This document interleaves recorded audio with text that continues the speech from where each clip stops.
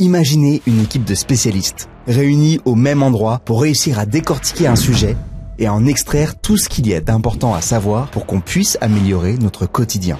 On en a rêvé, on l'a fait. Aujourd'hui, nos 3 experts vont tout nous dire sur la prise de décision.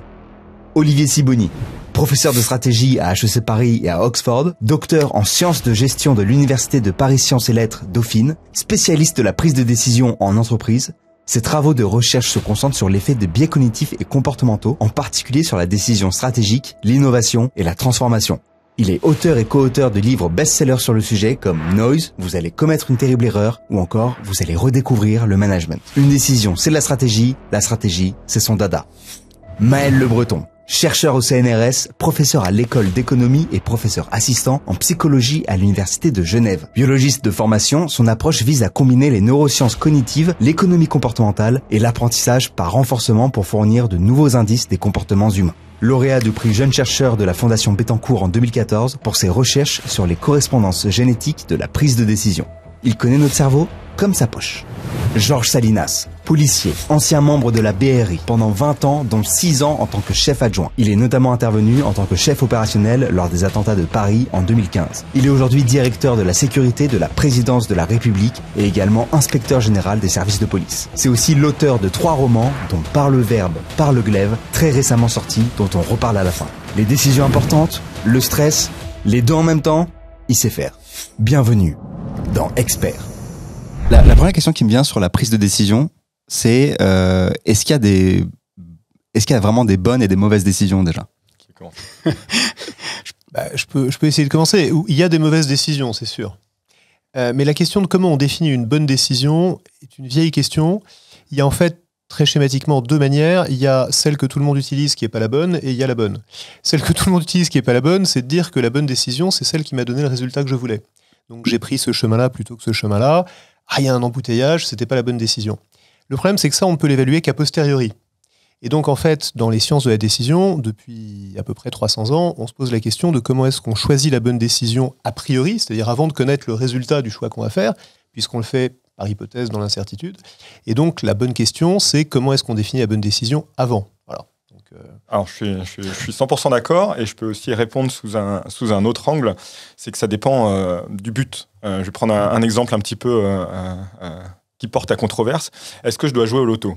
Si mon but, c'est de gagner de l'argent, je peux faire un calcul très rationnel et me dire c'est une très mauvaise idée de jouer au loto. Je sais qu'en moyenne, je vais perdre de l'argent. Encore une fois, là, on peut aussi regarder a posteriori et évaluer la décision a posteriori. J'ai gagné au loto, j'ai bien fait de jouer. Non, je n'avais pas bien fait de jouer. En fait, la décision de jouer au loto était mauvaise. Si par contre, mon but, c'est d'entretenir un petit peu de rêve pendant 2 jours parce que je trouve que payer 2 € pour entretenir l'imagination, le confort d'esprit de qu'est-ce que je ferais si je gagnais, si je pense que ça vaut 2 €, bah ma décision est rationnelle. Je peux dire que c'est la bonne décision d'avoir payé ce ticket-là. Encore une fois, par contre, absolument pas pour améliorer mes finances. Okay. Oui. Alors moi, j'ai l'habitude de dire qu'il y a ceux qui font la guerre et qui la gagnent de temps en temps, et puis ceux qui la refont, et ceux-là, ils la gagnent tout le temps. Donc, je crois que effectivement, on peut être amené on est amené tous à prendre des décisions, et parfois des décisions dans l'urgence. Ça, je crois qu'on le verra plus tard. Ouais. Et ces décisions, mais il faut simplement pouvoir les assumer et pouvoir les rattraper si on a fait si on a pris une mauvaise décision. Le tout, c'est savoir réagir et à toutes les décisions qu'on prend. S'il y a bien un sujet où c'est hyper important de prendre la bonne décision, c'est la cybersécurité. Et peut-être le logiciel le plus connu qui peut vous aider à vous protéger, c'est NordVPN. Pour rappel, un VPN, c'est un Virtual Private Network, un réseau virtuel privé.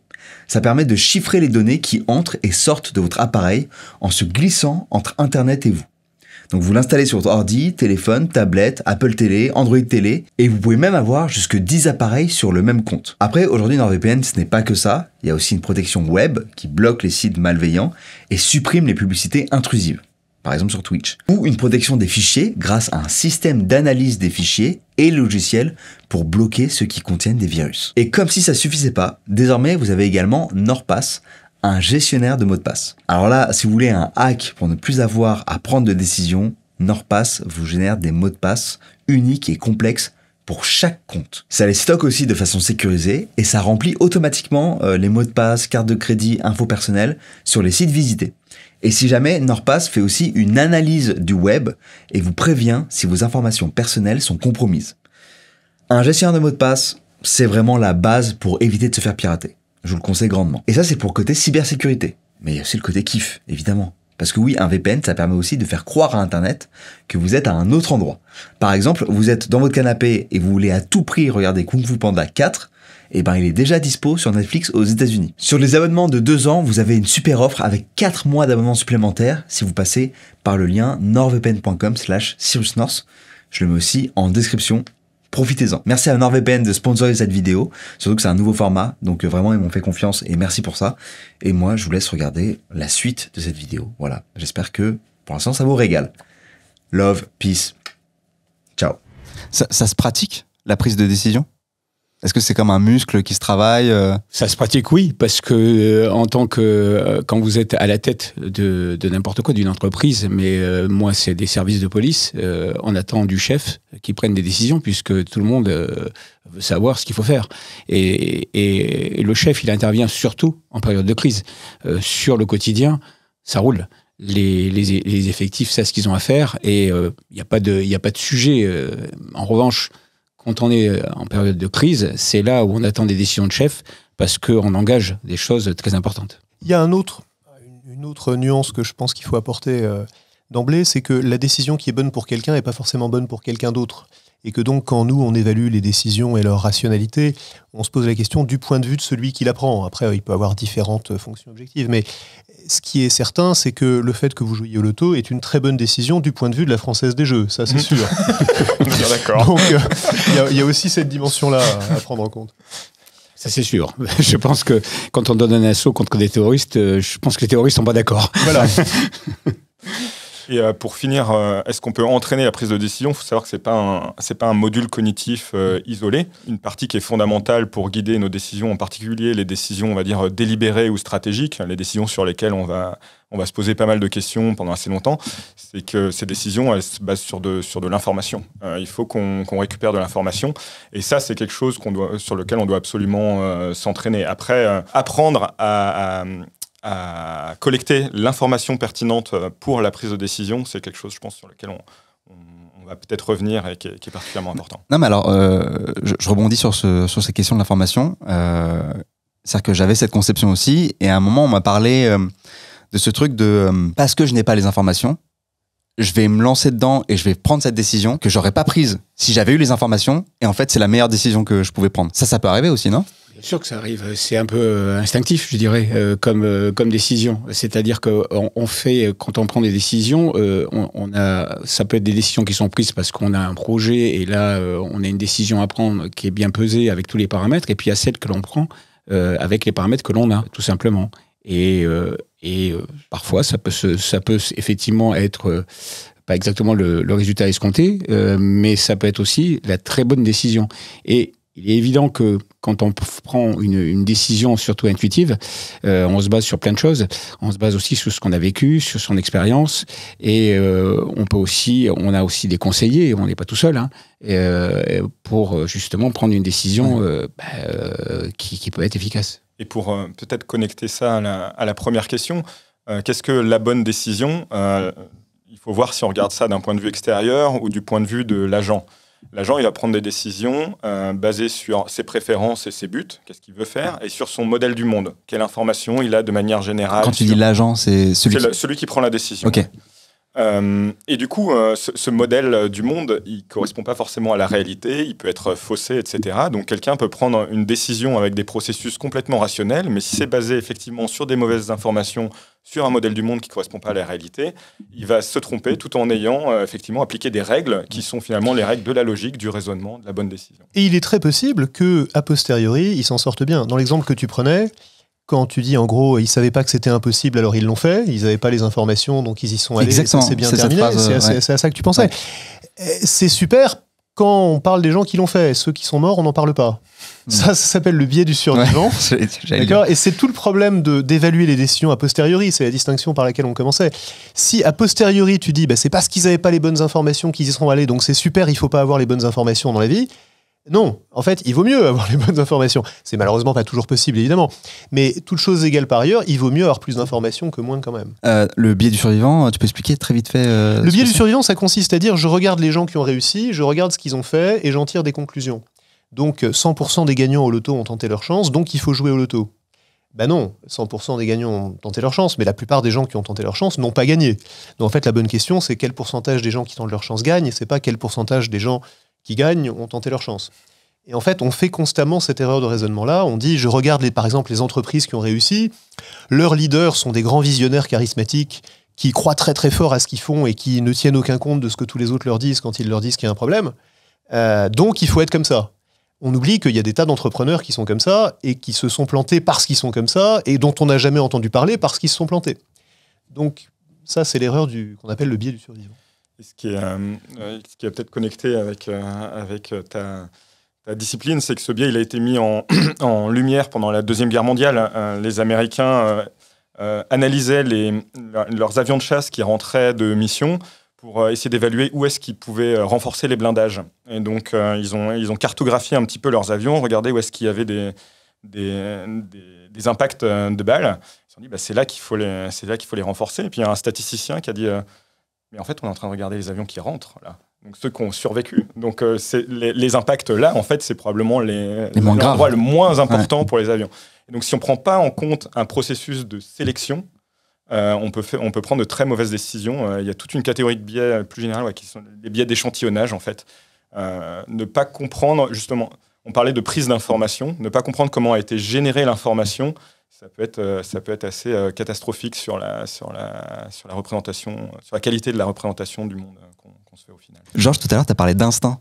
Tu as dit, quand on n'a pas l'info, par instinct, on va faire ci, on va faire ça.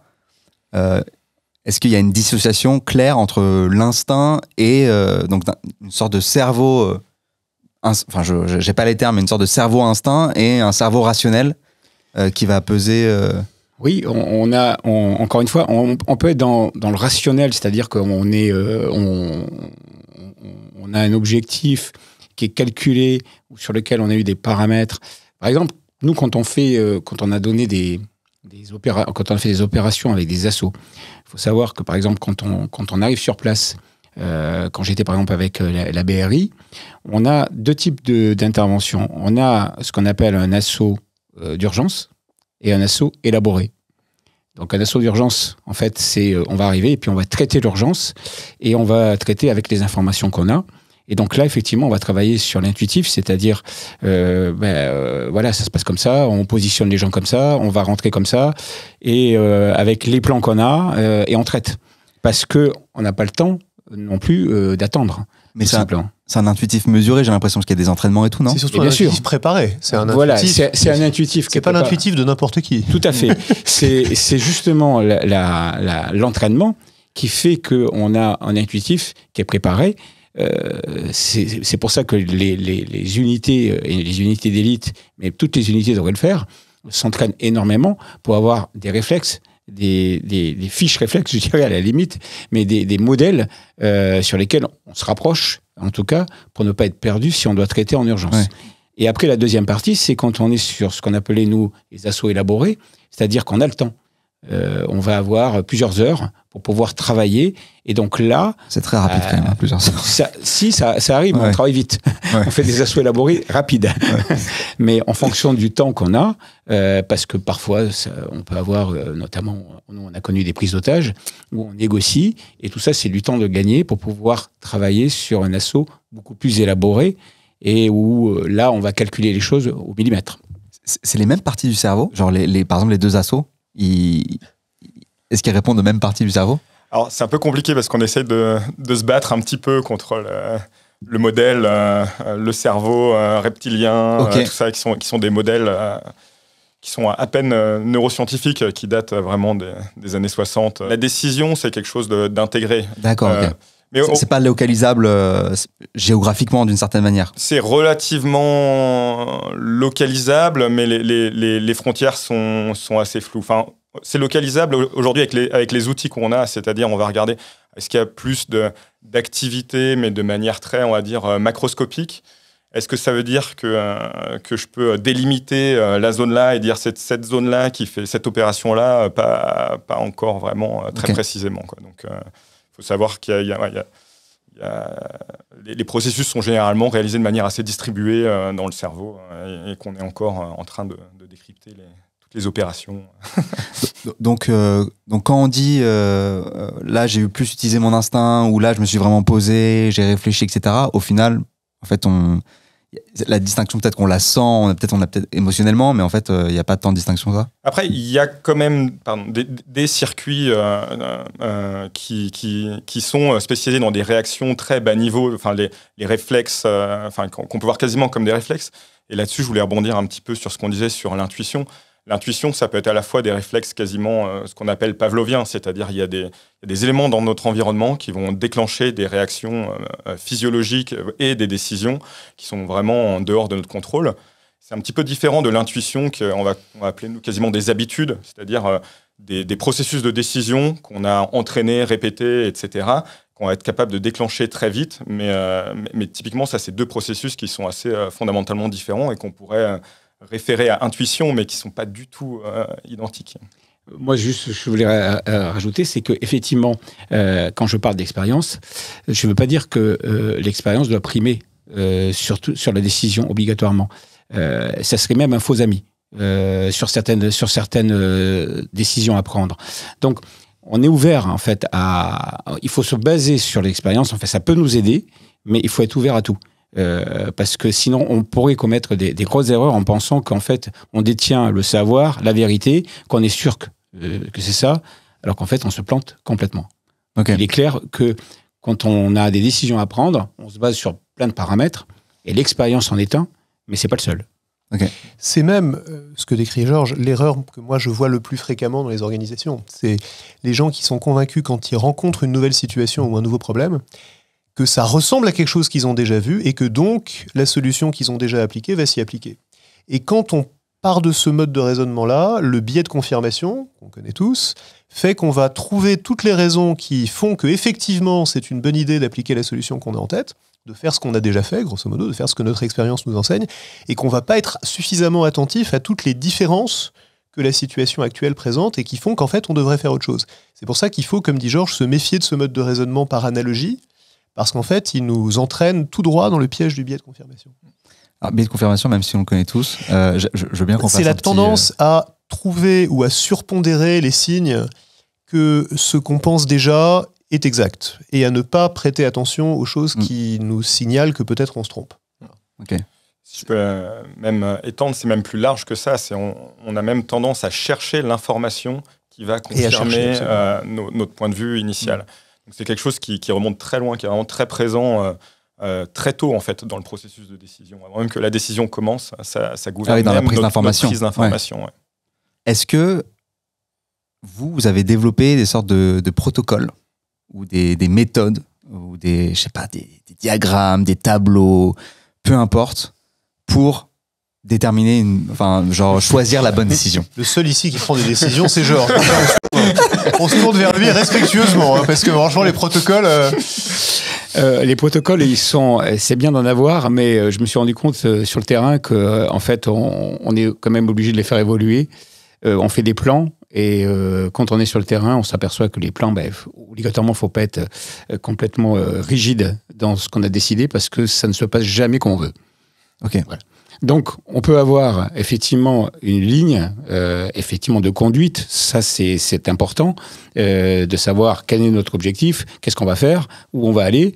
On fait un plan qui nous paraît le plus logique possible, mais après, encore une fois, on sait aussi qu'il faut être ouvert à un tas de choses, à un tas de paramètres, et on a parfois des découvertes, et il faut s'adapter.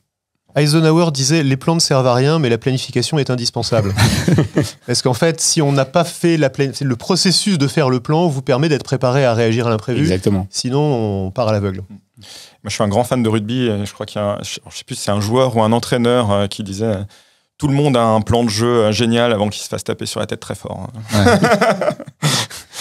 Moi, j'essaie d'avoir des plans. mais pour les décisions du quotidien, enfin les décisions un peu plus, je sais pas, par exemple, je pense qu'on les verra un peu plus tard parce que j'aimerais bien qu'on essaie de voir des cas pratiques, genre dans le milieu professionnel ou dans la vie sentimentale, etc.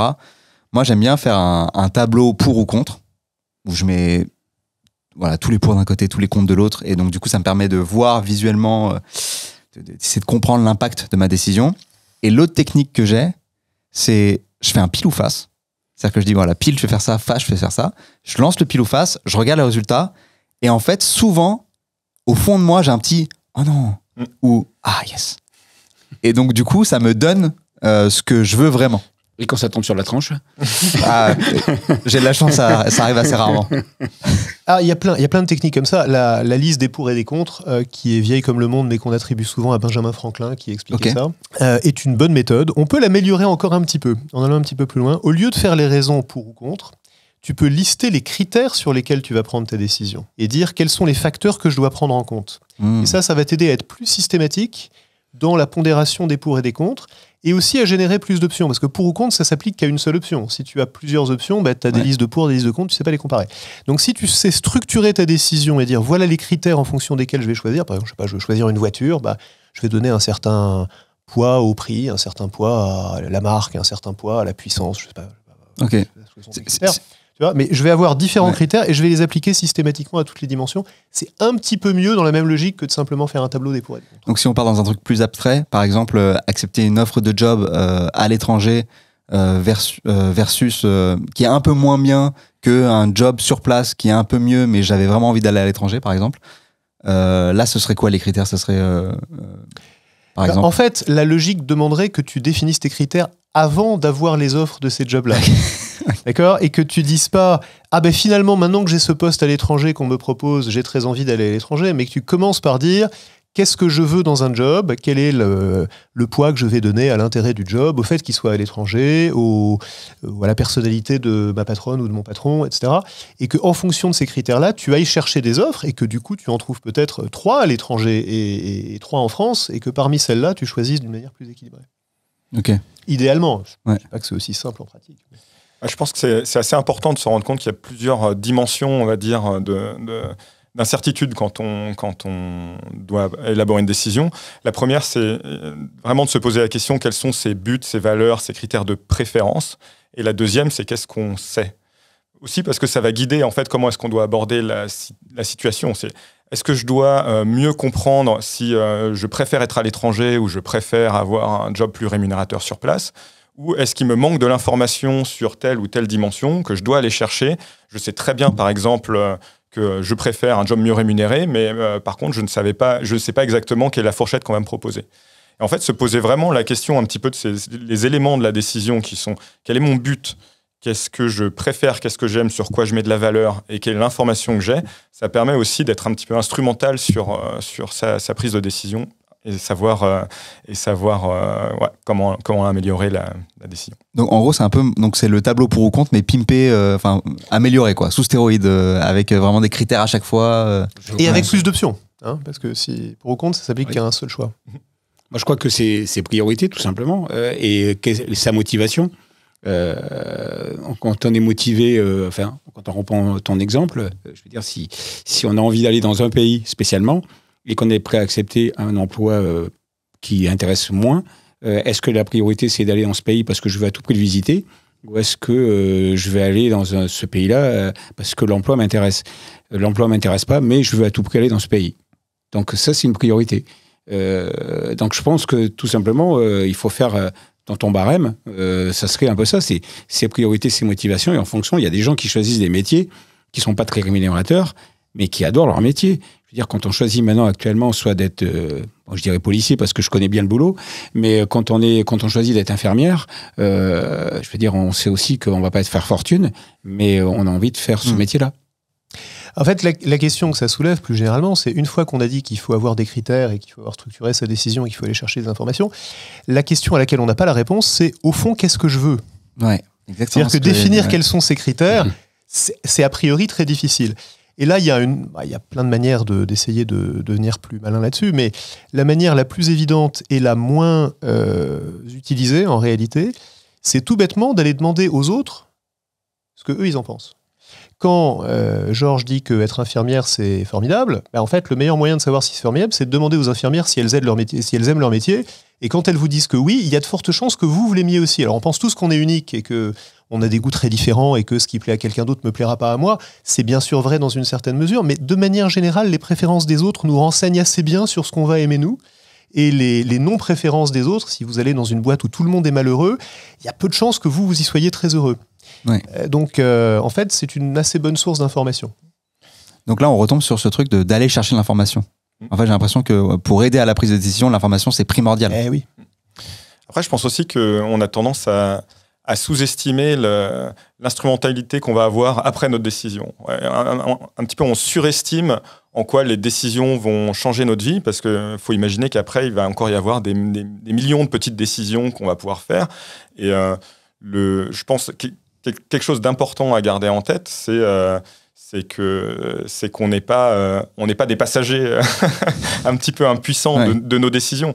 Et généralement, quand on hésite beaucoup, c'est aussi que sur nos buts, nos valeurs, on est face à deux options si on n'arrive pas à déterminer laquelle on préfère, c'est qu'elles ont tous les deux une valeur équivalente pour nous.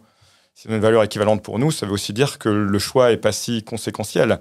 C'est-à-dire que je prenne l'une ou l'autre, je vais me retrouver dans un état du monde qui est apparemment également désirable pour moi. Il y a cette fable de l'âne de Buridan qui a autant soif que faim et qui se retrouve à équidistance d'une botte de paille et d'eau et qui meurt parce qu'il n'a pas décidé. C'est aussi important d'être décisif parfois et de ne pas se retrouver paralysé par une décision. Encore une fois, surtout quand c'est une décision qui est basée sur des préférences et qu'on a du mal à décider, c'est-à-dire que nos préférences sont quand même relativement identiques entre les deux options. Donc il suffit de s'engager dans une option, savoir qu'après on va pouvoir aussi continuer à agir dans notre monde et peut-être compenser ce qui manque. Et voilà. C'est marrant parce que c'est une question qui était venue. Il y a quelqu'un qui parlait de frise cérébrale. Et j'ai bien aimé cette idée. Je connaissais quelqu'un qui me parlait aussi qui disait lapin voiture. Lapin voiture parce lapin que. Dans les phares, ouais. Voilà. Qui disait oula, tu fais lapin voiture là. Et donc c'était vraiment ce truc de je sais pas quoi faire. Et j'ai l'impression que du coup aller chercher de l'information aide à sortir de cet état quoi. Oui. De frise cérébrale. Pour rebondir aussi sur ce que dit Maël, quand on prend une décision, il y aura d'autres décisions derrière. Et une des choses qu'on doit être capable de reconnaître, c'est qu'on n'a pas pris la bonne décision et qu'on en change. Et en fait, une des grandes qualités des meilleurs décideurs, en tout cas dans le monde économique, mais j'imagine que c'est vrai aussi quand on lance un assaut, c'est d'être capable de dire je suis un excellent décideur, j'ai fait le meilleur choix possible, mais il y a maintenant de nouvelles informations, les choses ont changé, et comme disait Keynes, quand les faits changent, je change d'avis, et vous faites quoi ? Et en fait, être capable de changer d'avis et ne pas s'accrocher à la décision qu'on a prise et qu'on a expliqué à ses troupes et qu'on est tenté de justifier en disant « mais si, c'était le bon choix », est une grande qualité face à l'incertitude. Bien sûr. Je pense que effectivement, il faut pas être obtus sur ces décisions, c'est clair. Il faut être, je pense, plus stratégique et avoir une vision globale des choses. Et si ensuite on n'a pas le résultat obtenu, il faut pas oublier qu'on a des collaborateurs aussi qui sont là pour vous expliquer aussi que quelque part il faut peut-être faire ci, il faut faire ça. Donc le conseil aussi, ça compte, même si la décision finale c'est vous qui la prenez. Mais j'imagine que c'est dur quand on a des troupes, par exemple. Genre quand on lance un assaut et qu'on dit « Ok, on va là. Bon, j'ai changé d'avis, on va là. » Finalement, on rebrousse chemin. Et alors il y a peut-être un gars qui est mort sur le terrain. Enfin, j'en sais rien. J'imagine au pire. Je pense que l'histoire montre les grandes stratégies, les grandes batailles. On doit être capable aussi, parfois, de réaménager ses troupes parce qu'on n'est pas dans le bon sens et qu'on sait qu'on va perdre. Et donc là, après, l'objectif, il est changé. La décision n'est plus la même. On n'est plus là pour gagner. On est là pour avoir le moins de dégâts possible. Donc, c'est aussi des décisions de stratèges, je dirais, de gens qui doivent prendre des décisions. Il faut avoir la conscience de se dire, là, je ne passerai pas, tout simplement. Et ne pas rester en se disant, non, il faut à tout prix que je passe. À un moment ou à un autre, il faut avoir la conscience. Il faut avoir aussi la conscience de dire, là, je peux passer aussi. Donc, c'est une décision qui est toujours à la limite, sur le fil. Et Parfois, on se base sur justement un peu l'intuition en disant je sens que là, il faut que je continue, je sens que là, je ne pourrais pas continuer. Ouais. Et pour peut-être connecter ça avec quelque chose que Olivier avait discuté au début, il faut être aussi tout à fait humble sur le lien entre nos décisions et les conséquences. Il y a énormément d'événements aléatoires qui arrivent et la meilleure des décisions peut avoir, par malchance, mené à une conséquence négative. Et le cas échéant, il faut ajuster le schéma. Ça ne veut pas dire que la décision a été mauvaise. Par contre, ça peut confirmer qu'il faut changer de braquet, changer de direction et ajuster sa stratégie. Mais il faut, je pense que c'est vraiment très important de comprendre que à la fois, on a peu d'informations et il y a énormément d'événements aléatoires dans le monde autour de nous qu'il faut être capable de prendre en compte quand on évalue nos décisions et les décisions futures. Ce que je crois aussi, c'est que la décision, il faut qu'elle soit comprise, y compris par les troupes, quand on descend le plus bas possible. Il faut obtenir l'adhésion des gens pour que ça fonctionne aussi, qu'il y ait des chances que ça fonctionne. Si vous n'avez pas cette adhésion, il y a peu de chances que ça marche, si personne n'y croit, en gros. Donc, il faut aussi avoir sa force de conviction. Parfois, votre légitimité aussi vous aide à convaincre les gens qu'il faut le faire. Mais il y a tout un tas de paramètres. Mais en tout cas, ce qui est sûr, c'est que la décision, elle ne peut marcher que si vous avez l'adhésion des gens. Sinon, ça ne marche pas. Et en fait, sur l'adhésion des gens, c'est évidemment très très important. Il y a une erreur que font beaucoup de dirigeants dans les entreprises, je ne parle pas de ce que je ne connais pas, donc je parle que des entreprises, qui est de penser que la manière d'obtenir l'adhésion des troupes, c'est de créer une espèce de faux consensus, où on dit, moi qui suis le chef, je pense que c'est ça la bonne solution, qu'est-ce que vous en pensez ? Et là, évidemment, les gens ne sont pas idiots, ils disent, oui chef, tu as raison, c'est ça la bonne solution, dans la plupart des organisations. Et en fait, ils ne sont pas réellement en train d'adhérer à la décision, ils sont en train de faire semblant d'adhérer parce qu'ils sentent qu'elle est déjà prise.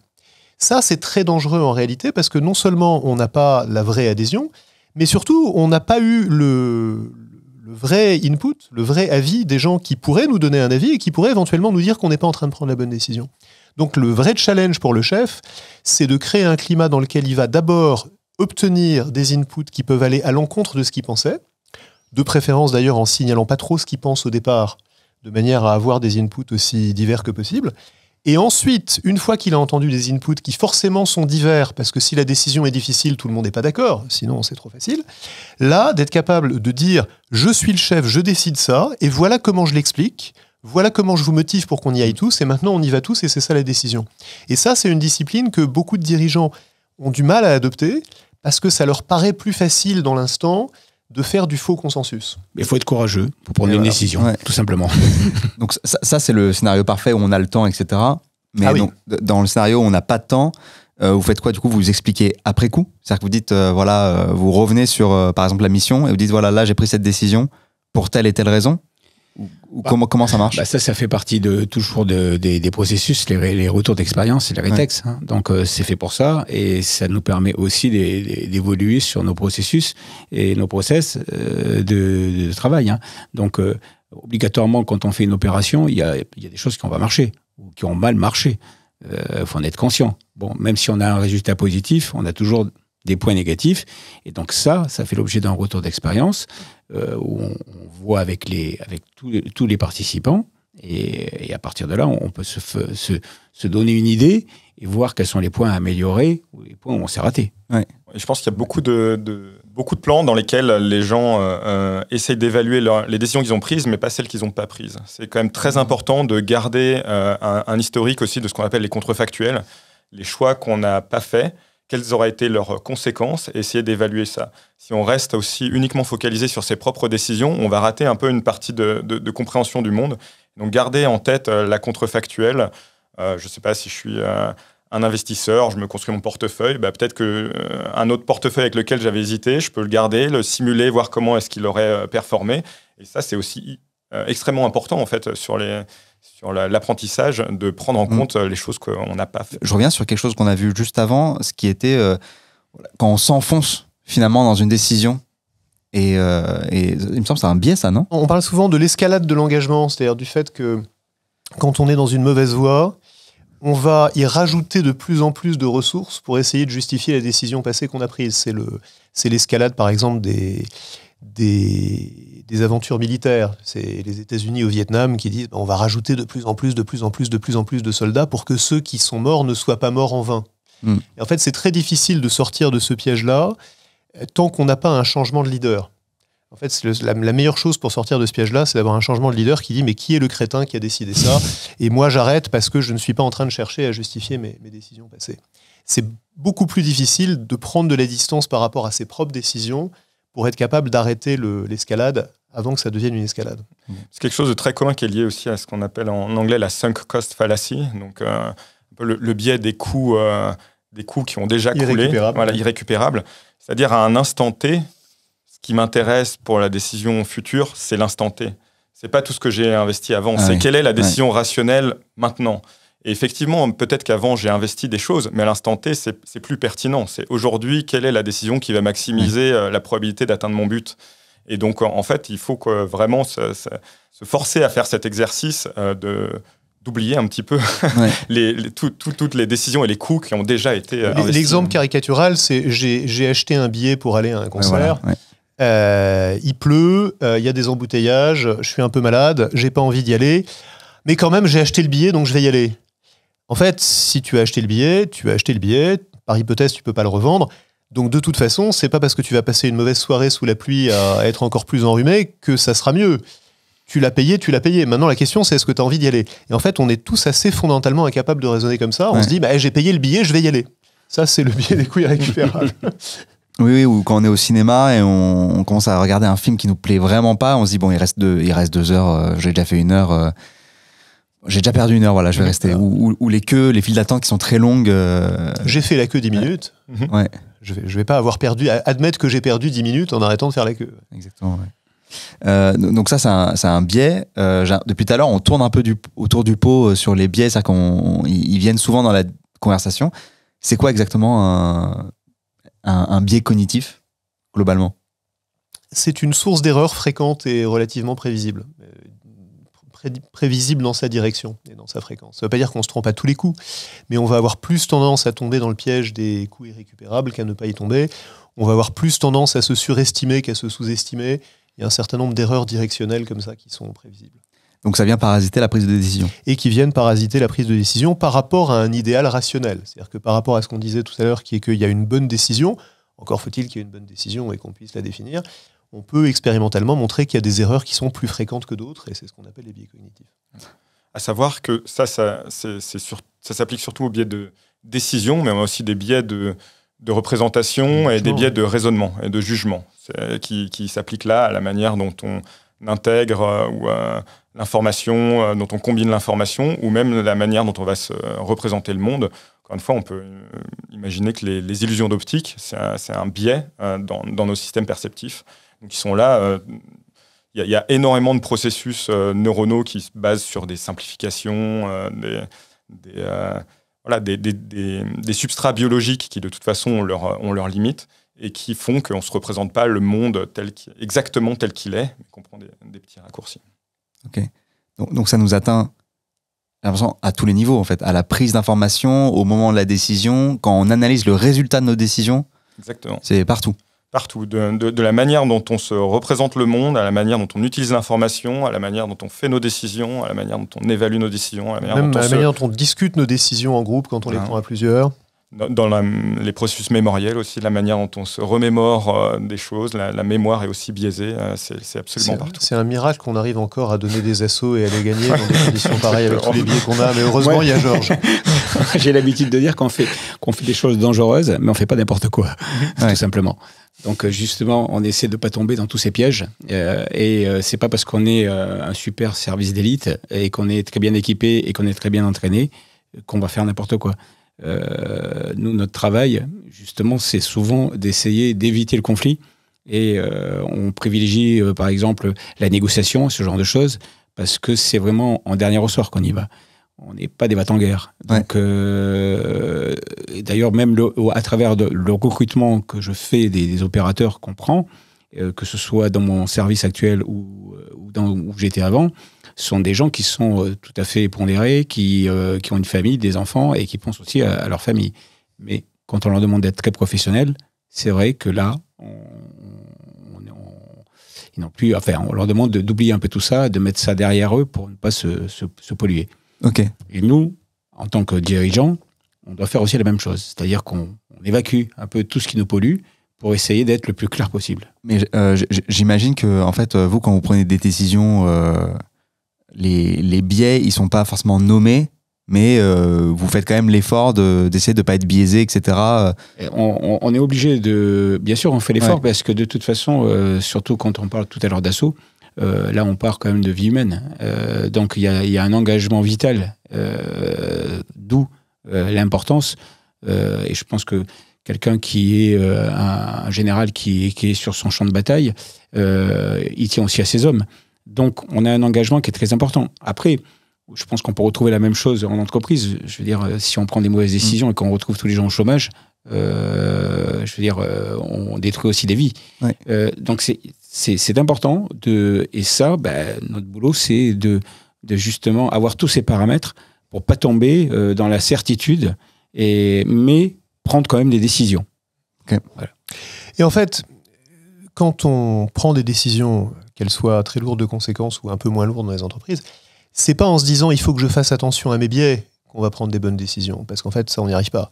C'est en ayant des méthodes, en ayant des process, en ayant des routines, en ayant des équipes, très important, qui vont vous challenger, en ayant des habitudes qui font qu'on ne fait pas n'importe quoi. Et c'est toutes ces méthodes qui incorporent, en fait, consciemment ou pas, des outils de lutte contre les biais qu'on va naturellement avoir qui vont nous permettre de prendre des bonnes décisions. C'est pas de se dire, comme on le pense souvent quand on écoute une émission sur les biais, c'est pour ça que j'y insiste, c'est pas de se dire « Ah, j'ai compris, il y a un biais, il faut que j'y fasse attention ». Parce que ça marche pas. Pour plusieurs raisons. D'abord, c'est comme les illusions d'optique. C'est pas parce qu'on sait qu'il existe des illusions d'optique qu'on va pas être victime des illusions d'optique. Par définition, c'est des illusions, donc on s'en rend pas compte. Et aussi parce qu'il y a tellement de biais possibles qu'on ne sait pas à un moment donné lequel va nous faire tomber dedans. Est-ce que je suis victime de mon biais de confirmation qui me dit que dans mon expérience, un truc comme ça marchera pas? Ou est-ce que je suis victime de mon biais d'optimisme qui me dit que il faut y aller et ça va marcher? En fait, on n'en sait rien a priori. Ouais. Donc, se dire qu'on va combattre les biais en ayant une liste de biais, en les cochant un par un, ça marche pas du tout. C'est pas du tout comme ça que ça fonctionne. Okay. Vous avez parlé, enfin, t'as parlé de méthode. Il y a une méthode claire que tu peux nous partager, par exemple? S'il n'y en avait qu'une, il y en a plusieurs. Quand on parle de structurer les décisions, par exemple, c'est une méthode. Une autre méthode dont Georges parlait indirectement, c'est de s'entourer de gens qui vont vous conseiller, de gens qui sont aussi expérimentés que vous, en qui vous avez confiance et qui ont suffisamment confiance en vous pour vous dire ce qu'ils pensent, et pas ce qu'ils pensent que vous avez envie d'entendre, et de créer un petit peu de débat entre différentes opinions. Il y a plein de méthodes qui vont lutter contre les différents biais. En gros et très schématiquement, structurer les décisions, c'est la première, collecter autant d'informations que possible dans le temps qui est limité et dont on dispose, et organiser le minimum, au moins une certaine quantité de débats avec des gens compétents et ouverts pour essayer d'avoir un petit peu de challenge par rapport à son idée initiale. Si déjà on fait ça, c'est un bon début. Ouais. Mais c'est dur quand on est seul, ça. Parce qu'il y a beaucoup de gens qui nous écoutent, qui doivent prendre de grosses décisions et qui sont seuls. Alors, j'ai un conseil absolument clair à leur donner. Ne restez pas seul. Okay. Un homme seul est en mauvaise compagnie. Ne décidez pas tout seul. Il n'y a aucune raison, il y a aucune décision que vous ne puissiez partager avec personne en réalité. Il y a peut-être quelques-unes si vous êtes président de la République et que vous allez appuyer sur le bouton nucléaire. Et encore, je pense que vous prenez des conseils. Ouais. Donc, quand vous dites que vous êtes seul, c'est mal barré. Prenez conseil. L'exemple, il est, je veux dire, quand on le voit au niveau de certains chefs d'État qui sont complètement isolés et sur lesquels on n'arrive plus à avoir de véritables décisions logiques, avec des conseillers qui sont, je veux dire, quasiment qui lui servent la soupe, en fait, en gros, quasiment. Parce qu'ils en ont peur, ou parce qu'ils ne veulent pas aller contre lui, ou parce qu'ils pensent peut-être à leur carrière, tout simplement. Et donc ça, c'est un vrai danger. Et ça isole encore plus celui qui doit prendre la décision. Et comment? Il en parlait justement, comme tu en parlais justement, je veux dire, l'intérêt d'avoir des vrais conseillers qui sont là pour donner le là et donner un véritable avis. Et l'isolement, on peut même le voir à plusieurs niveaux. C'est qu'on sait aussi, quand on échantillonne de l'information, qu'il est assez dangereux d'avoir ce qu'on appelle de l'information corrélée. C'est-à-dire, si je m'entoure de 4 personnes, mais que ces 4 personnes se sont informées au même endroit, et que cette information est limitée, ils ont la même limitation. Mais cela dit, je vais avoir l'impression d'avoir 4 sources. Donc la force de preuve de cette information est très forte, alors qu'en fait, elle est très corrélée. Donc, quand on dit qu'il faut s'entourer de gens, il faut aussi s'entourer de gens qui ont peut-être des processus différents, des sources d'informations différentes. Tout l'intérêt de cette table. Et être capable, exactement, ce que tu as essayé de faire aujourd'hui. Un bon triumvirat à bientôt. On va pouvoir prendre le pouvoir. Une application pratique de ce que dit Maël, c'est la méthode qu'ont beaucoup de dirigeants, qui est de dire, on va faire un tour de table. Donc, je suis entouré de mon équipe, on a une décision à prendre, on va demander à chacun ce qu'il pense. Et chacun va parler à tour de rôle. Alors, ça a l'air d'être une très bonne méthode. Le problème, c'est qu'il se passe exactement ce que vient de décrire Maël. C'est-à-dire que le premier va dire ouais, je pense qu'on devrait y aller, c'est un super projet. Le deuxième a entendu ça, il était peut-être pas sûr, mais maintenant il va avoir tendance à dire ouais, c'est vrai, c'est un bon projet. Et puis alors, le troisième, qui vraiment y croyait pas du tout, maintenant il a entendu 2 personnes dire que c'est un bon projet. Et après tout, il y a que les imbéciles qui changent pas d'avis. Il a du respect pour ses collègues. Il se dit mais s'ils pensent tous les deux que c'est un bon projet, bon, moi j'étais pas sûr, mais maintenant je vais dire aussi que c'est un bon projet. Et donc on a créé un phénomène qui s'appelle le groupthink. Il y a un remède simplissime à ça, simplissime, qui est extraordinairement peu utilisé alors qu'il est incroyablement puissant, c'est de dire on va faire un tour de table, avant prenez une feuille de papier et écrivez ce que vous allez dire. C'est tout bête, hein, mais c'est très efficace contre ce problème-là. Ça, c'est bien activable et tout, c'est pas mal. Il y a aussi une question qui est revenue très souvent, et vraiment ça m'a surpris parce que je pensais pas que c'était un aussi gros problème, c'est comment ne pas regretter une décision. Alors moi, pour le coup, le papier et le stylo, je l'utilise. C'est-à-dire que quand je prends une décision hyper importante, souvent je note, j'explique pourquoi j'ai pris cette décision. Parce que en gros, en fait, avec le temps, j'ai l'impression qu'on oublie dans quel état on était, quelles informations on avait, du coup, et donc je relis ça plus tard si j'ai des doutes et je comprends mieux. Est-ce que vous avez des techniques particulières ? Est-ce que... Je pense que c'est intéressant d'imaginer dans quelle situation vient le regret. C'est que quelque chose s'est mal passé. Ouais. La conséquence de ma décision est moins bien que ce que j'avais imaginé. Et ça peut être lié à 2 éléments. J'ai pris une mauvaise décision. Donc, c'est-à-dire soit mon processus de décision, soit mon processus de prise d'information n'était pas bon. Le cas échéant, ça veut dire que j'ai appris quelque chose. Je vais pouvoir mettre à jour mon modèle du monde, et ça, c'est quelque chose de pas perdu. Encore une fois, je pense qu'un thème qui a été assez central là, c'est l'information, et avoir acquis de l'information, c'est très important. L'autre chose qui peut s'être passée, c'est que j'avais un bon modèle du monde, j'ai pris la bonne décision, et un événement aléatoire qui a fait que j'ai pas eu de chance. Dans ces cas-là, j'ai rien à regretter. C'est des choses qui sont en dehors de mon contrôle. Donc, j'ai pas vraiment de raison de me morfondre sur ce que j'ai fait. Donc, je trouve que c'est 2 dimensions qui aident quand même sur pas mal de situations à minimiser un peu cette espèce de rumination qu'on pourrait avoir sur une conséquence qui n'était pas aussi bien qu'espérée. Si c'était à refaire, je ferais autrement, c'est ça. Bien sûr, mais tout à l'heure on en parlait. Je pense qu'après c'est le retour d'expérience qui permet justement de changer quelque chose. Je veux dire, il faut être humble dans ses décisions aussi et reconnaître quand on s'est trompé. Les retours d'expérience permettent aussi de mettre à jour tout ce qui n'allait pas. Et c'est à partir de là qu'on peut aussi faire son deuil de la mauvaise décision qu'on a prise. Et on a tous une leçon à tirer des retours d'expérience que vous faites, c'est qu'il faut en faire non seulement quand on a des regrets et qu'on n'est pas satisfait du résultat, mais aussi quand on est content.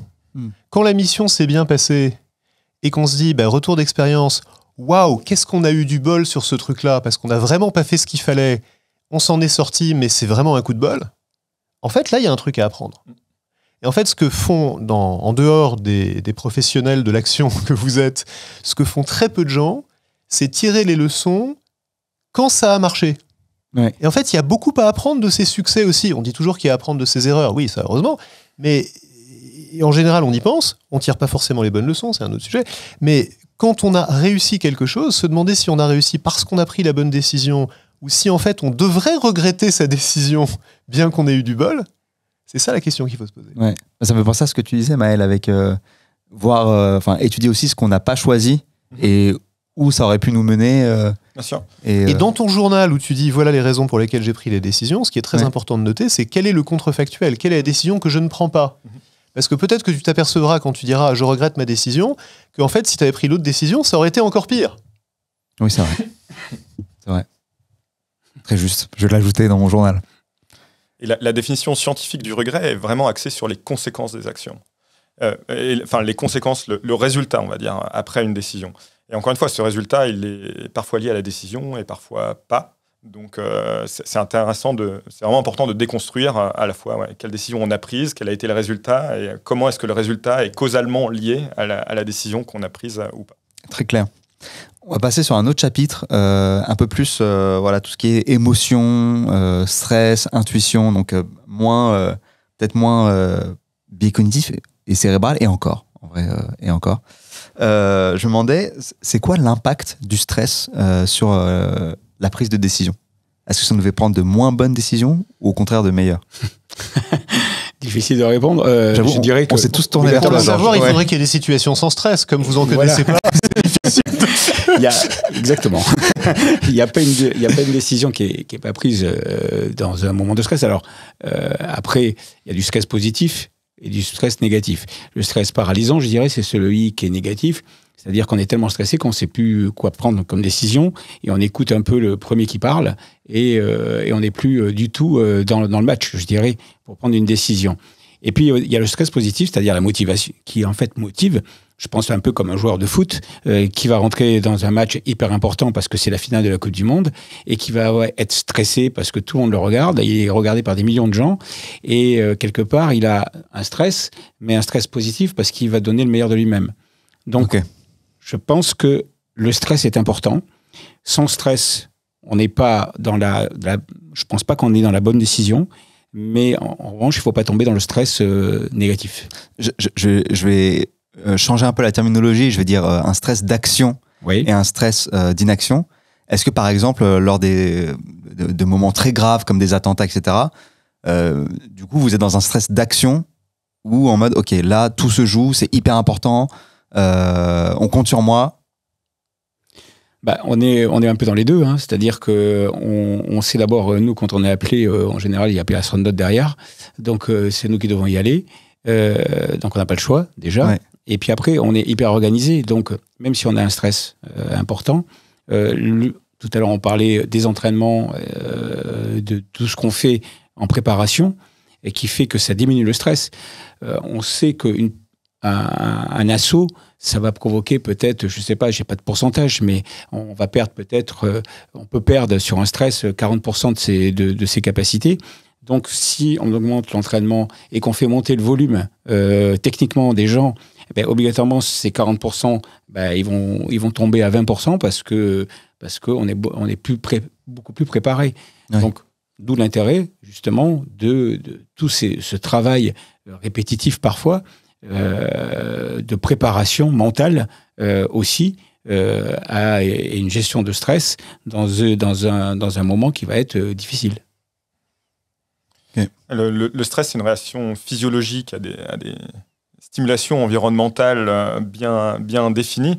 Et un des éléments importants du stress, c'est qu'il nous rappelle que il y a des enjeux très élevés. Enfin, c'est des réactions qui ont été développées au cours de l'évolution, en réponse à des prédateurs, à des choses comme ça. Donc ça rappelle qu'il y a des enjeux très élevés, ça prépare des réactions notamment physiologiques assez importantes. Sous le stress, on peut être capable notamment de prouesses physiques qu'on n'est pas forcément capable de faire sans stress. La contrepartie, c'est qu'effectivement, ça peut être tellement important en termes d'enjeux que ça peut commencer à court-circuiter d'autres mécanismes un peu plus délibératifs qu'on pourrait avoir. Donc, la recherche scientifique montre qu'effectivement, il y a à la fois des effets positifs et négatifs et que probablement, il faut apprendre à maîtriser les uns Le stress post-traumatique, hein, par exemple. Hein. Donc, c'est un stress qui est complètement négatif, là, pour le coup. Ouais. Donc, c'est un des effets les plus néfastes qu'on ait. Et puis après, vous avez ceux qui ont un stress plutôt positif ou qui vont avoir de la résilience et qui vont pouvoir passer au-dessus.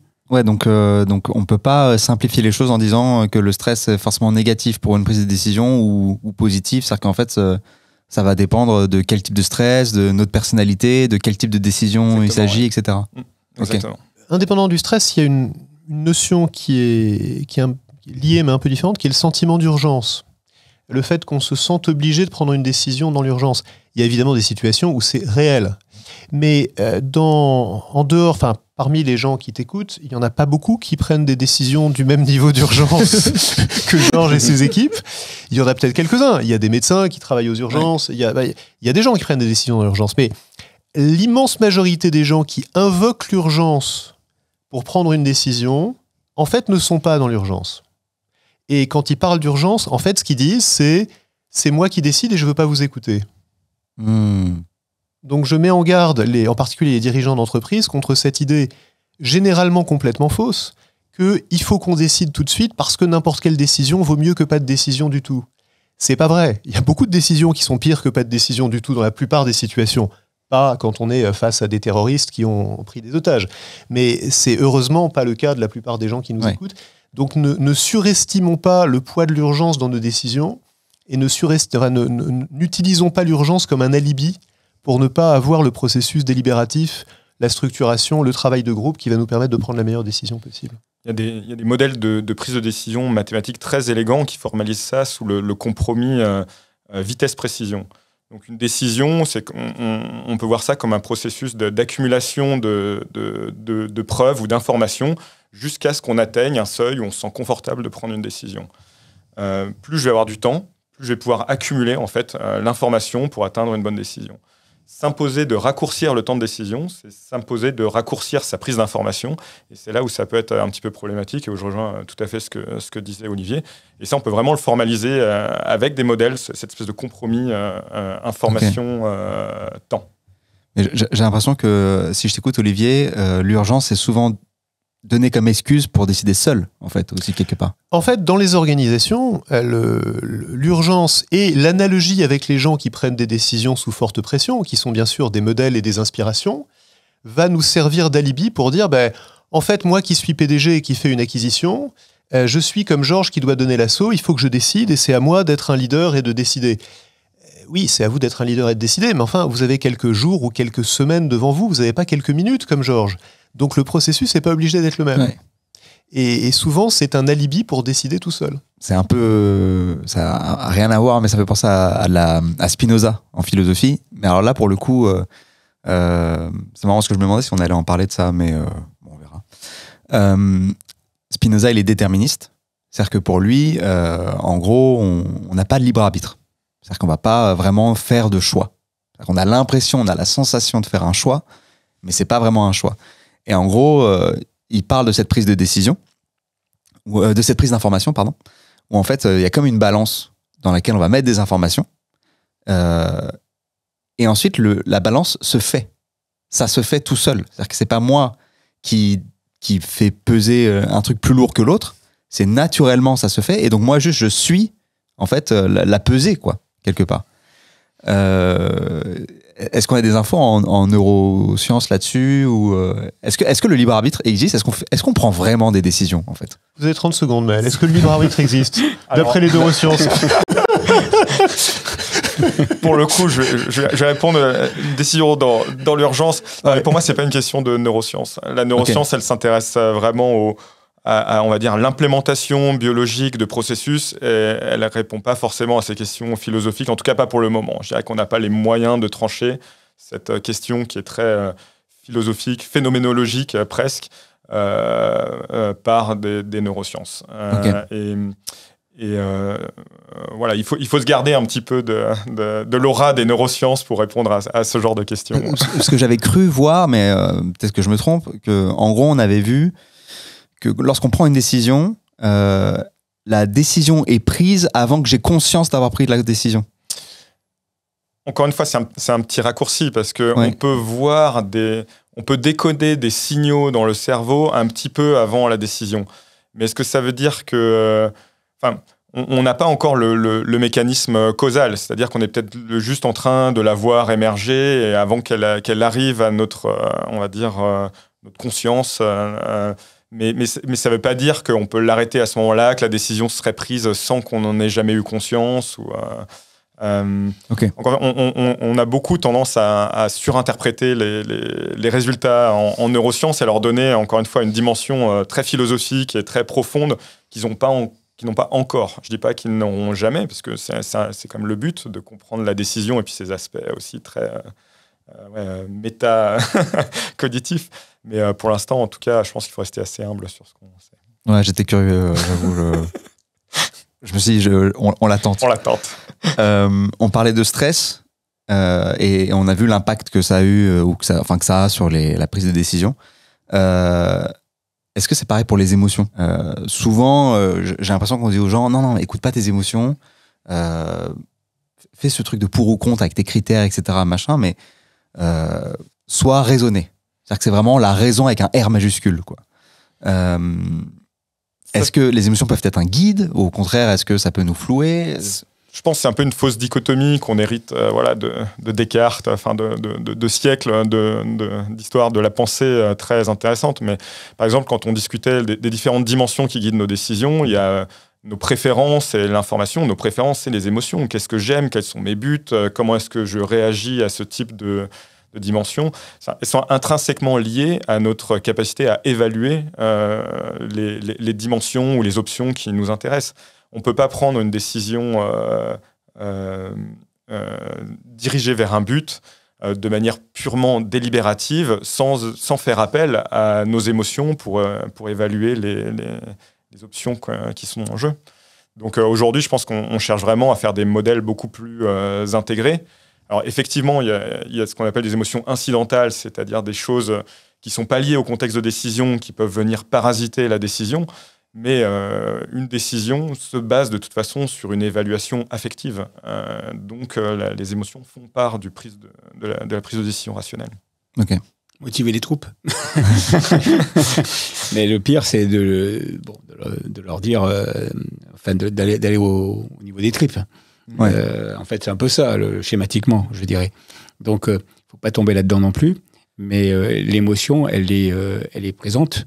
Et sur le type d'opération que j'ai mené, obligatoirement, on est rattrapé par nos émotions, mais le but du jeu étant justement de les évacuer pour essayer d'être, je dirais, le plus professionnel possible, un peu comme un chirurgien qui doit opérer par exemple quelque chose d'important sur un enfant et qui peut être, touché par la situation et être moins professionnel parce que il imagine que c'est sa fille ou son garçon, ce genre de choses. Donc, moi, quand j'ai mené des opérations, en tout cas, ce que j'ai essayé de faire, c'est d'évacuer les émotions. Et j'ai souvent l'habitude de dire qu'on a même eu parfois des comportements de robots. C'est-à-dire qu'on est vraiment plongé dans le professionnel, dans l'objectif, et on oublie tout ce qu'on a. C'est-à-dire qu'on oublie qu'on a une famille, on enjambe des cadavres comme si c'était des morceaux de bois, en gros, et on reste complètement concentré sur l'objectif. Et pour tout vous dire, même, on les voit même pas. C'est-à-dire que moi, au Bataclan, clairement, pendant 2 heures, j'ai enjambé des gens, et ça m'a pas dérangé. Ça m'a dérangé après. Ouais. Quand l'opération est terminée et que vous voyez la scène et que vous voyez vos chaussures pleines de sang, vous dites, mon Dieu, qu'est-ce que j'ai fait? J'ai enjambé des gens comme ça, sans respect, sans rien du tout. Pourquoi? Parce qu'on est tourné complètement sur l'objectif. Donc, voilà, c'est ce que je voulais rattraper, c'est que ces émotions-là, si on est repris par toutes les émotions, on peut se rendre moins performant, quoi. Et il y a des techniques pour évacuer les émotions? C'est des techniques, oui, on travaille sur ces techniques, et encore une fois, c'est l'entraînement qui aide à évacuer ces émotions. On a des gens qui, parfois, sont rattrapés par leurs émotions, et j'ai eu 1 ou 2 cas de gens qui, avant l'opération, m'ont dit « je me sens pas bien, je veux pas y aller ». Voilà. Donc, parce que l'enjeu est trop important. Je veux dire, il a reçu un coup de téléphone de son épouse, ce genre de choses. Donc, c'est pour ça qu'on essaie d'ailleurs de bloquer tout ce qui est appel téléphonique. Pourquoi les militaires, quand ils partent, ils n'ont pas le droit de communiquer ni quoi que ce soit? C'est parce qu'il ne faut pas les polluer dans leurs opérations. S'ils savent qu'ils ont un enfant malade ou qu'il y a un problème quelque part à la maison, ça va les gêner, ça va les polluer. et ils ne seront pas complètement concentrés sur leur objectif. Ok. Wow. Ok, ouais, donc là, pour le coup, il y a vraiment... on évacue les émotions et on prend ses décisions sans, quoi. Je pense aussi qu'il faut faire la différence entre quelque chose qui est presque procédural, c'est-à-dire là, on va arriver sur un théâtre avec un objectif très clair, etc., et des décisions de tous les jours qu'on pourrait imaginer un peu plus introspectives, où on a le temps de chercher un petit peu à l'intérieur de notre tête, qu'est-ce qu'on pense, quoi, quand, comment. Et effectivement, le rôle des émotions dans ces deux types de contextes sont complètement différents. Et je pense que... Ouais. C'est vrai que c'est un peu ultime pour moi. Ouais. Oui, en revenant à des décisions un petit peu plus quotidiennes, les émotions ont évidemment leur place, et en fait, ce qui justifie qu'on essaye de les mettre de côté, c'est de devoir justifier sa décision à quelqu'un d'autre. Donc si un chef d'entreprise me dit moi je vais décider ce truc-là à l'émotion, j'ai un problème. Parce qu'il est chef d'une entreprise, il a des parties prenantes, il a des salariés. Il y a en fait une grande logique à ce qu'il prenne la meilleure décision possible d'un point de vue rationnel, parce que la rationalité, c'est ce qu'on a en commun. C'est ce qui va permettre de justifier les décisions aux autres. Si en revanche, je suis en train de m'acheter une voiture, ou si tu es en train de t'acheter une maison, si tu veux décider sur la base de ton émotion, tu as un coup de foudre pour la maison ou un coup de passion pour la voiture, j'ai aucune leçon à te donner. Ouais. Tu vois ce que je veux dire ? Par hypothèse, tu as les moyens de le faire, tu vas mettre personne en danger, tu n'as pas des vies entre les mains et tu n'as pas non plus une entreprise entre les mains. Prends tes décisions à l'émotion, j'ai aucune base pour te dire que tu devrais la prendre de manière rationnelle. Mais je serais plus sujet au regret, non ? Ça dépend. Peut-être, mais... L'argument qui est de dire « je serai plus sujet au regret », en fait, consiste à dire que la partie prenante que tu seras demain est une personne différente de toi aujourd'hui. Et là, on revient sur ce que disait Maël tout à l'heure. Est-ce que la personne qui va avoir du plaisir avec sa voiture pendant 1 an ou 2 doit avoir le dessus sur la personne qui, dans 1 an ou 2, dira « elle a perdu 30% de sa valeur, c'était pas un bon investissement ». Qui suis-je pour te dire que la personne que tu es aujourd'hui devrait s'incliner devant celle que peut-être, on n'en sait rien, tu seras demain ? C'est ta décision. Donc je ne dis pas que la décision doit nécessairement être absolument rationnelle quand c'est une décision personnelle. Et d'ailleurs, je suis le premier à prendre des décisions qui ne sont pas toujours rationnelles.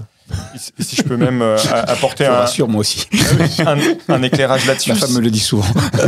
Si tu penses que tes émotions anticipées au moment de la prise de décision sont des très bons prédicteurs des émotions que tu vas ressentir après, au contraire, c'est une très bonne source d'information sur quelle décision est la bonne pour moi. Si effectivement je prends une décision sous le coup de l'émotion, puisque j'adore cette maison, si c'est un bon prédicteur du fait que je vais avoir énormément de plaisir à vivre dans cette maison, pourquoi pas ?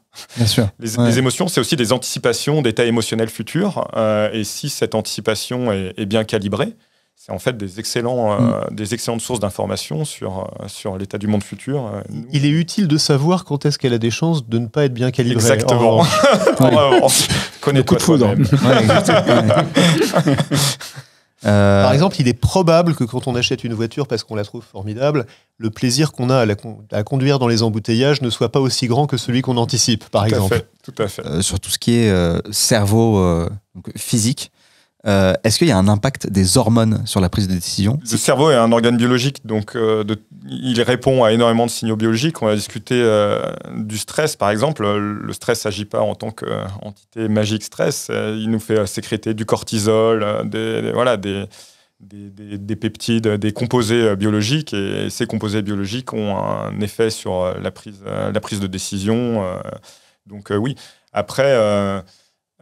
souvent, c'est des effets assez diffus. Pour l'instant, on a du mal à vraiment identifier à cette molécule-là ou cet effet-là, à cet effet très spécifique sur cette dimension de la prise de décision. Généralement, surtout les hormones, c'est des molécules biologiques qui ont des effets généraux. Elles sont diffusées dans le système central. Donc, elles n'ont pas de... c'est très difficile d'identifier des effets spécifiques. Elles ont des effets très diffus sur beaucoup de dimensions et il y a des travaux permanents dessus et on est encore en train d'un peu de débroussailler leurs effets. Mais est-ce que, donc, dans la même logique que Georges qui évacue les émotions avant de prendre une décision, est-ce qu'il faut essayer de prendre ses décisions quand il y a le moins d'hormones possible, par exemple, ou... En fait, c'est... Je sais même pas si c'est la question d'un sens. Non, mais Olivier a haussé les sourcils. Je sais pas, je hausse les sourcils, j'ai aucune idée. Je pense que la source, c'est un espèce de dualisme, se dire encore une fois qu'on a le rationnel qui est le domaine de l'esprit et l'irrationnel qui est le domaine du corps et de la biologie. Mais on a toujours des composants biologiques qui circulent en nous. Enfin, il n'y a pas de situation sans hormones, avec hormones. C'est juste qu'il y a différentes... c'est un différent cocktail de molécules qui circulent. Et d'un point de vue biologique, la question ne fait pas énormément sens. En fait, on ne peut pas s'abstraire de nos substrats. Enfin, quand on dit on prend des décisions, elles se prennent dans un organe biologique qui est même dans un corps de manière plus générale. Aujourd'hui, on travaille beaucoup. Enfin, il y a beaucoup de travaux scientifiques qui se font sur l'incarnation, de manière plus générale, comment est-ce que les signaux qui nous viennent de partout dans le corps contribuent à la prise de décision. Mais je pose la question parce qu'il y a des pics parfois, il y a des pics d'hormones qui sont quand même beaucoup plus intenses que l'état normal. Je me dis, est-ce que c'est peut-être pas mieux d'éviter des prises de décision Enfin, j'en sais rien. Après, probablement comme le stress et le cortisol, sur certaines dimensions, ça va nous pousser plus dans une direction que dans une autre, mais on revient aussi sur les premières questions. Quelle est la bonne décision à quel moment, pour qui Il n'y a pas de réponse, je dirais, directe là-dessus. On ne peut pas dire il faut pas prendre de décision en pic d'hormones. Enfin, ça serait, encore une fois, ça serait valider un espèce de dualisme un petit peu, je comprends. Un petit peu ancien. Ouais. Il y a en revanche un conseil pratico-pratique qu'on peut donner quand on a une décision importante à prendre, c'est le conseil vieux comme le monde de dormir dessus. Et de faire une sorte de moyenne entre la personne qu'on est aujourd'hui et la personne qu'on sera demain matin, qui peut avoir une opinion différente. Ce qui est un peu la même chose que de dire je prends conseil auprès de quelqu'un. En fait, la personne qu'on sera demain n'est pas exactement la même personne qu'on est aujourd'hui. Et donc prendre l'avis de cette personne attendre pour prendre l'avis de cette personne qu'on est demain est généralement une bonne idée. C'est comme ça lisse ces pics dont tu parles. C'est effectivement le fait de prendre le temps nous donne une sorte de moyenne. Il y a une question, alors je ne sais plus si on me l'avait envoyée comme celle que je viens de vous poser ou je l'avais notée, mais c'était est-ce que c'est mieux de prendre des décisions le matin ou le soir? Et ça m'a fait rire. Donc je pense que on a dû me l'envoyer. Parce que quand je l'ai lu, ça m'a fait sourire parce que je me suis dit, c'est vrai que j'avais jamais pensé à ça. C'est vrai que peut-être qu'il y a un bon moment dans la journée pour prendre les décisions, quoi. Moi, j'ai jamais eu le choix. Le bon moment, c'est quand les terroristes attaquent. On verra demain matin. On va dormir dessus. Là, je peux pas répondre. Il y a probablement plusieurs forces qui s'opposent. Moi, je connais très bien certaines personnes, c'est peut-être mieux qu'elles ne prennent pas de décision au réveil. On voit que tous les systèmes cognitifs sont pas encore tout à fait en place et mettent du temps à prendre vraiment pied dans la journée. Il y a une espèce de brouillard psychologique. En parallèle, sont bien documentés les effets de fatigue physique et de fatigue cognitive qui s'accumulent assez naturellement au fur et à mesure de la journée. Donc là aussi, prendre le temps, en fait. Lisser... C'est-à-dire que penser à la même décision le matin, le soir et peut-être le midi aussi, quoi. Voilà, tout à fait. On va passer à une partie, il nous reste peu de temps, on va passer à une partie plus hack. Le hack, donc le piratage, quoi. C'est-à-dire comment craquer la prise de décision en ayant des choses très simples et activables. On a déjà vu pas mal de choses, en vrai. Est-ce qu'il y a des manières d'automatiser la prise de décision éclairée ? Alors, la meilleure manière d'automatiser la prise de décision, c'est de ne pas prendre de décision. Automatiser, ça consiste à ne pas prendre de décision. Je te donne un exemple. Il y a, en finance, il y a des tas de travaux qui montrent que les gens prennent trop de décisions. C'est-à-dire qu'ils réagissent. Une action a baissé, ils se disent « Ah bah, il faut que je la vende avant qu'elle baisse encore plus ». Une action a monté, ils se disent « Ah, elle a monté, elle va encore monter, il faut que j'en achète plus ». C'est exactement le contraire de ce qu'il faudrait faire. Donc, sous l'effet de leurs émotions ou de leurs biais cognitifs, peu importe, ils vont prendre des mauvaises décisions. Une stratégie qui marche très bien contre ça, c'est de dire « Je place mon argent une bonne fois », d'une manière qui reflète ma stratégie, mon horizon, etc. Il y a des tas de conseillers qui vous aideront à faire ça. Et je n'ouvre plus les relevés de compte jusqu'à ma retraite, si c'est un placement pour la retraite, ou jusqu'à ce que j'achète un appartement, si c'est un placement pour acheter un appartement, etc. Donc en fait, tu te forces à te rentrer dans un système où tu ne prendras plus de décisions.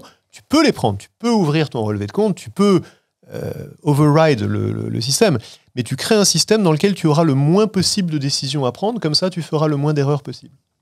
Ça, c'est un hack parmi d'autres qui ne s'applique pas à tout, évidemment, parce que si on essayait de faire ça à la BRI, je ne suis pas sûr que ça marcherait. Mais il y a des situations pour lesquelles on peut essayer de prendre le moins de décisions possible. Donc c'est marrant parce que ton hack du coup pour la prise de décision, c'est d'en prendre le moins possible. C'est de décider une fois pour toutes de manière à ne plus avoir à décider. Ok. C'est de prendre la bonne décision une fois pour toutes, de manière à ne pas surréagir en surdécidant. Moi, je dirais qu'il faut être conscient des différents éléments. Très souvent, quand les gens me posent des questions, souvent, ils n'ont même pas réfléchi à quel est leur but. Ils arrivent devant une situation de décision et ils n'ont pas réfléchi à qu'est-ce qu'ils voulaient en faire, en fait. Donc, comprendre ses buts, qu'est-ce qu'on aime et qu'est-ce qu'on croit. Donc, qu'est-ce qu'on croit, quelle information on a. Et assez systématiquement évaluer ces différentes dimensions. Généralement, ça aide à mieux poser les problèmes. Après, la décision, normalement, elle découle assez naturellement une fois qu'on sait ce qu'on veut, ce qu'on croit et quel but on cherche à atteindre. La pesée se fait. Exactement. Non, je pense que les décisions.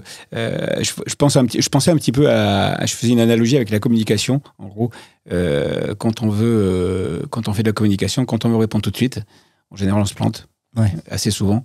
Et en fait, il faut prendre le temps, justement, de la communication. Tourner 7 fois sa langue dans sa bouche. Exactement. Voilà. Et je fais un peu cette analogie. Ouais, c'est-à-dire pas de décision à chaud. Voilà. Et puis, il y a un autre hack qui nous ramène à ce qu'on disait au début, qui est de se rappeler que la meilleure décision possible ne garantira jamais le succès. Et en fait, c'est très libérateur quand on se dit ça, parce qu'on est souvent paralysé par est-ce que je suis sûr que ça va marcher ? Ben non, tu n'es jamais sûr que ça va marcher. Voilà. Donc après, la question consiste à prendre la décision qui a le plus de chances possible de réussir et le moins de chances possible de faire une catastrophe, mais le succès n'est jamais garanti. Se pénétrer de cette idée-là est en fait assez puissant. Ouais. Et puis, il y a un autre truc, c'est sur l'adaptation hédonique. C'est qu'en fait, même peu importe la décision que je prends, et c'est un peu ce que tu as dit tout à l'heure, Maël, c'est qu'en fait, le niveau de bonheur associé sera pas très différent, a priori. C'est-à-dire que je serai globalement aussi heureux que maintenant, ou alors les différences seront très faibles, quoi. Et j'aurai des nouveaux moyens de prendre des nouvelles décisions pour ajuster les choses qui vont ou qui ne vont pas. Exactement, ouais. Ok. Donc, si je résume tout ce qu'il y a à retenir en fait, de cette table sur la prise de décision, j'ai l'impression qu'il y a se remettre en question dans la prise de décision. C'est-à-dire que ne pas trop se reposer sur son expérience. Peut-être que là, c'est quelque chose de nouveau, même si ça ressemble à ce que j'ai vu avant. Peut-être que j'ai des biais qui... Donc, je me remets en question continuellement. Je prends l'information, le maximum d'informations possible. Je m'entoure le maximum possible. Et au final, prendre une décision, c'est finalement se connaître, c'est savoir ce que je veux. Et c'est pour ça que les prises de décision sont difficiles, parce que généralement, on ne sait pas ce qu'on veut. Et donc, c'est ça qu'il faut clarifier avant tout, quoi. Est-ce qu'on oublie un truc ? Belle synthèse. Le dernier point est excellent parce qu'il reconnecte avec l'histoire de la pièce de monnaie. On prend une décision au hasard, elle t'aide à te connaître quand tu as... Exact, ouais. Et c'est aussi une leçon, beaucoup de modèles de décision maintenant qui partent du principe qu'effectivement, on a énormément d'incertitudes sur qui on est, quelles sont nos préférences, etc. Et nos décisions et nos actions nous aident à mieux connaître nos préférences, même notre caractère, certaines dimensions de personnalité. Ouais. Donc, il faut en profiter. Ouais. Merci beaucoup. Avant qu'on se quitte, on va faire un dernier tour de table. Georges, au début, vous vous êtes introduit, mais vous n'êtes pas dit aussi, vous êtes auteur ? Oui, tout à fait. Je dirais que j'ai une deuxième passion, après mon boulot, c'est d'écrire des romans. Ouais. J'ai écrit des romans policiers. J'ai écrit une trilogie. Le dernier vient de sortir, ça s'appelle Par le verbe, par le glaive, qui est d'ailleurs la devise de la BRI de Paris. Ouais. Ça raconte un peu le terrorisme qu'on peut avoir de masse et qu'on a vécu en 2015, puisque c'est un roman, mais basé sur des faits réels. Et je parle aussi du terrorisme institutionnel, c'est-à-dire quand on peut s'attaquer à une institution comme le président de la République, où j'ai imaginé des scénarios du pire, puisque c'est mon boulot, justement d'imaginer les scénarios du pire et les contrer. Ah, ça, on n'en a pas parlé, justement, dans la prise de décision. C'est-à-dire qu'en fait, vous faites aussi ce travail de voir tout ce qui pourrait aller mal pour être déjà prêt, pour avoir déjà pris la décision, en fait. C'est mon travail de faire effectivement tous les scénarios Et ça me permet d'avoir justement beaucoup d'imagination finalement dans mes romans. Mais effectivement, le scénario du pire, c'est celui sur lequel on travaille. Et sur chaque déplacement qu'on peut faire avec un chef d'État ou sur ce que j'ai vécu à la BRI, nos entraînements et nos préparations sont axés sur justement ces scénarios du pire pour pouvoir s'y préparer. Ok. Faut pas donner trop d'idées aux gens qui lisent le livre quand même, hein, parce que non, mais c'est quand même des romans. Hein. C'est des et puis c'est assez détaillé quand même. C'est quand même détaillé parce que bon, je suis un technicien, donc obligatoirement vous retrouverez la patte du technicien. Après, ce sont comme des histoires, des romans, donc axés sur des faits réels, mais avec des histoires qui sont inventées, bien évidemment, puisque on va chercher son inspiration dans ce qu'on voit. Et sur le Bataclan, ce que vous décrivez, c'est pas fictionné, quoi. J'ai l'impression. Enfin, ça se rapproche. Ça se rapproche de la réalité, mais parce que bon, mon travail aussi, c'est de ne pas d'avoir tout ça en mémoire et de ne pas oublier ce qui s'est passé. Ok. Voilà. Merci. Je le montre à l'image. Maël, où est-ce qu'on peut te retrouver? Où est-ce qu'on peut suivre tes travaux? Mes travaux sont des pas travaux public, scientifiques, en fait. voilà, donc ils sont accessibles. Moi, je mets les miens en ligne sur mon site web. Ok. Et voilà, de manière générale, des communiqués de presse, du CNRS, des institutions de recherche en France donnent aussi une bonne idée de ce qui se passe. Je mets ça en description. Dans cet espace. Alors, Olivier, vous me disiez tu me disais que du coup, il a changé de titre. Oui, alors ce livre qui s'appelait Réapprendre à décider s'appelle en fait maintenant Vous allez commettre une terrible erreur, et il est en poche chez Champ-Flammarion, sous une couverture jaune. Et donc il y a tous les biais, cognitifs. Et donc il parle des différents biais cognitifs et de la manière dont dans les décisions stratégiques on peut essayer de les éviter. Ok, mais qu'au final on peut pas vraiment éviter, quoi.